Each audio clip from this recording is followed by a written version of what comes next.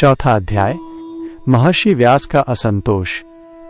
व्यास जी कहते हैं, उस दीर्घकालीन सत्र में सम्मिलित हुए मुनियों में विद्या वयोवृद्ध कुलपति ऋग्वेदी शौनक जी ने सूत जी की पूर्वोक्त बात सुनकर उनकी प्रशंसा की और कहा। शौनक जी बोले, सूत जी, आप वक्ताओं में श्रेष्ठ हैं तथा बड़े भाग्यशाली हैं। जो कथा भगवान श्री शुकदेव जी ने कही थी, वही भगवान की पुण्यमयी कथा कृपा करके आप हमें सुनाइए। वो कथा किस युग में, किस स्थान पर और किस कारण से हुई थी? मुनिवर श्री कृष्ण द्वैपायन ने किसकी प्रेरणा से इस परम हंसों की संहिता का निर्माण किया था?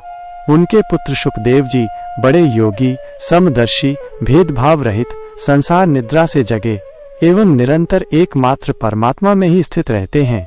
वे छिपे रहने के कारण मूढ़ से प्रतीत होते हैं। व्यास जी जब संन्यास के लिए वन की ओर जाते हुए अपने पुत्र का पीछा कर रहे थे, उस समय जल में स्नान करने वाली स्त्रियों ने नग्न शुकदेव जी को देखकर तो वस्त्र धारण नहीं किया, परंतु वस्त्र पहने हुए व्यास जी को देखकर लज्जा से कपड़े पहन लिए थे। इस आश्चर्य को देखकर जब व्यास जी ने उन स्त्रियों से इसका कारण पूछा, तब उन्होंने उत्तर दिया कि आपकी दृष्टि में तो अभी स्त्री पुरुष का भेद बना हुआ है, परंतु आपके पुत्र की शुद्ध दृष्टि में ये भेद नहीं है। कुरु जांगल देश में पहुंचकर हस्तिनापुर में वे पागल, गूंगे तथा जड़ के समान विचरते होंगे। नगर वासियों ने उन्हें कैसे पहचाना? पांडव नंदन राजर्षि परीक्षित का इन मौनी शुकदेव जी के साथ संवाद कैसे हुआ, जिसमें ये भागवत संहिता कही गई? महाभाग श्री शुकदेव जी तो गृहस्थों के घरों को तीर्थ स्वरूप बना देने के लिए उतनी ही देर उनके दरवाजे पर रहते हैं जितनी देर में एक गाय दुही जाती है। सूत जी, हमने सुना है कि अभिमन्यु नंदन परीक्षित भगवान के बड़े प्रेमी भक्त थे। उनके अत्यंत आश्चर्यमय जन्म और कर्मों का भी वर्णन कीजिए। वे तो पांडु वंश के गौरव बढ़ाने वाले सम्राट थे। वे भला किस कारण से साम्राज्य लक्ष्मी का परित्याग करके गंगा तट पर मृत्यु पर्यंत अनशन का व्रत लेकर बैठे थे? शत्रुगण अपने भले के लिए बहुत सा धन लाकर उनके चरण रखने की चौकी को नमस्कार करते थे। वे एक वीर युवक थे।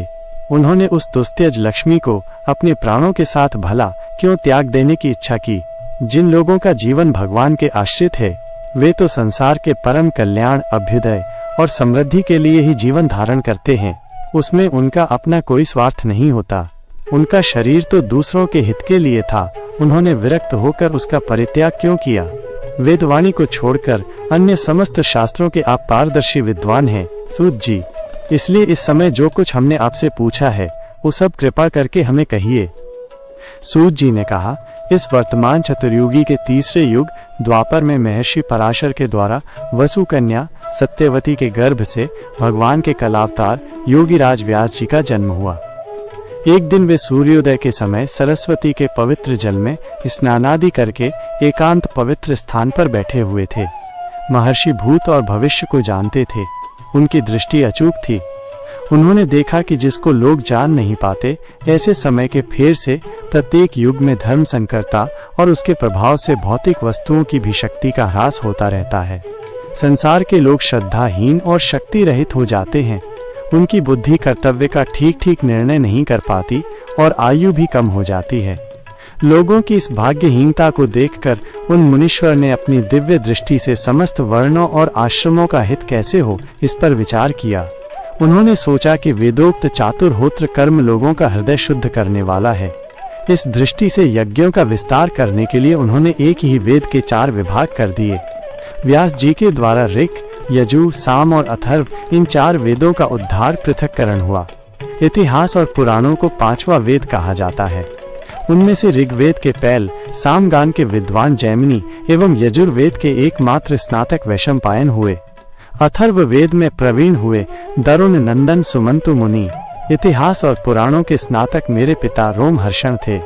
इन पूर्वोक्त ऋषियों ने अपनी अपनी शाखा को और भी अनेक भागों में विभक्त कर दिया। इस प्रकार शिष्य, प्रशिष्य और उनके शिष्यों द्वारा वेदों की बहुत सी शाखाएं बन गईं। कम समझ वाले पुरुषों पर कृपा करके भगवान वेद व्यास ने इसलिए ऐसा विभाग कर दिया कि जिन लोगों को स्मरण शक्ति नहीं है या कम है, वे भी वेदों को धारण कर सकें। होता, अध्वर्यु, उद्गाता और ब्रह्मा, ये 4 होता है। इनके द्वारा संपादित होने वाले अग्निष्टोमादि यज्ञ को चातुर्होत्र कहते हैं।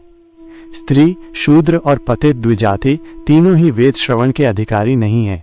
इसलिए वे कल्याणकारी शास्त्रोक्त कर्म के आचरण में भूलकर बैठते हैं। अब इसके द्वारा उनका भी कल्याण हो जाए, ये सोचकर महामुनि व्यास जी ने बड़ी कृपा करके महाभारत इतिहास की रचना की। शौनकादि ऋषियों। यद्यपि व्यास जी इस प्रकार अपनी पूरी शक्ति से सदा सर्वदा प्राणियों के कल्याण में ही लगे रहे, तथापि उनके हृदय को संतोष नहीं हुआ। उनका मन कुछ खिन्न सा हो गया। सरस्वती नदी के पवित्र तट पर एकांत में बैठकर धर्मवेत्ता व्यास जी मन ही मन विचार करते हुए इस प्रकार कहने लगे।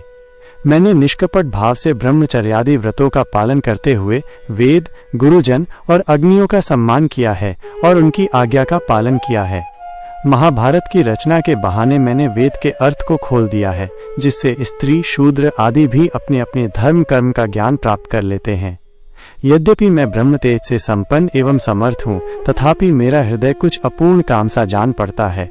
अवश्य ही अब तक मैंने भगवान को प्राप्त कराने वाले धर्मों का प्रायः निरूपण नहीं किया है। वे ही धर्म परमहंसों को प्रिय हैं और वे ही भगवान को भी प्रिय हैं। हो न हो मेरी अपूर्णता का यही कारण है। श्री कृष्ण द्वैपायन व्यास इस प्रकार अपने को अपूर्ण सा मानकर जब खिन्न हो रहे थे, उसी समय पूर्वोक्त आश्रम पर देवर्षि नारद जी आ पहुंचे। उन्हें आया देख व्यास जी तुरंत खड़े हो गए। उन्होंने देवताओं के द्वारा सम्मानित देवर्षि नारद की विधि पूर्वक पूजा की।